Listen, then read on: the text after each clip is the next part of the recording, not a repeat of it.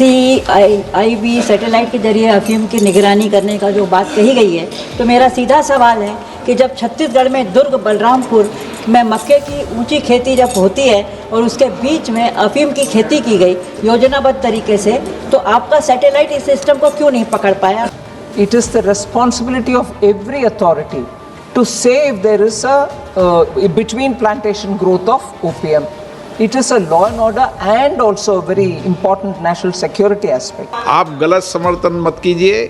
किसी एक ग्राम पंचायत, एक सरपंच, ये टारगेट नहीं। आप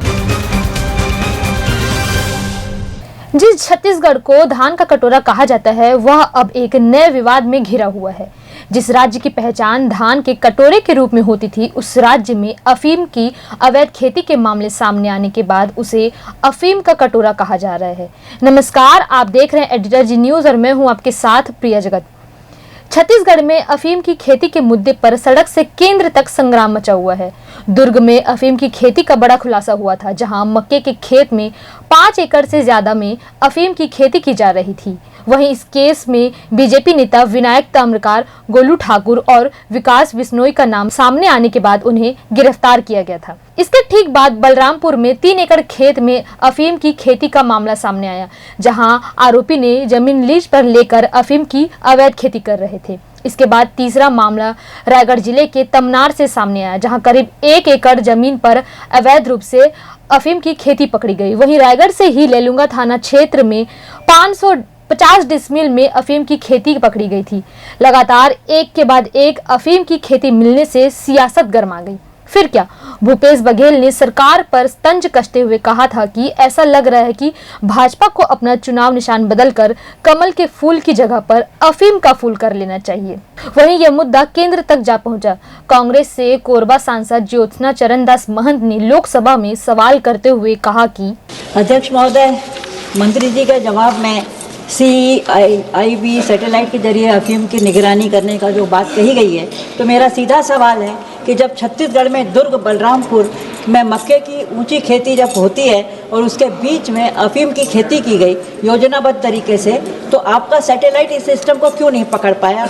या ये जानबूझकर सिस्टम अंधा हो गया ताकि खास राजनीतिक सिंडिकेट को फलने फूलने का समय मिले? वहीं सांसद ज्योत्सना महंत के सवालों का जवाब देते हुए वित्त मंत्री निर्मला सीतारमण ने क्या कहा, आइए सुनते हैं। सर, सैटेलाइट का पिक्चर्स भी होते हैं, मगर कानूनन पंचायत स्तर में जो अधिकारी है, पंचायत सरपंच हो, कोई भी हो, और डिस्ट्रिक्ट लेवल ऐसे करके स्टेट लेवल तक, it is the responsibility of every authority to say if there is a between plantation growth of OPM.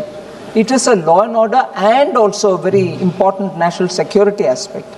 So it is not just the satellite imagery, but it is also the responsibility of every elected representative in that area. इस दौरान Lok Sabha speaker Om Birla ने कहा कि विषय की गंभीरता होना बहुत ही जरूरी है। देश की लोकतंत्र की सबसे बड़ी संस्था संसद में है। हमें प्रश्न पूछते समय एक विषय की गंभीरता भी होना चाहिए। टारगेट कर करके एक ही व्यक्ति, एक ही सरपंच, ये प्रश्न संसद की मर्यादा के अनुकूल नहीं है। जानकारी मांग रहे हैं। देखिए, आप गलत समर्थन मत कीजिए।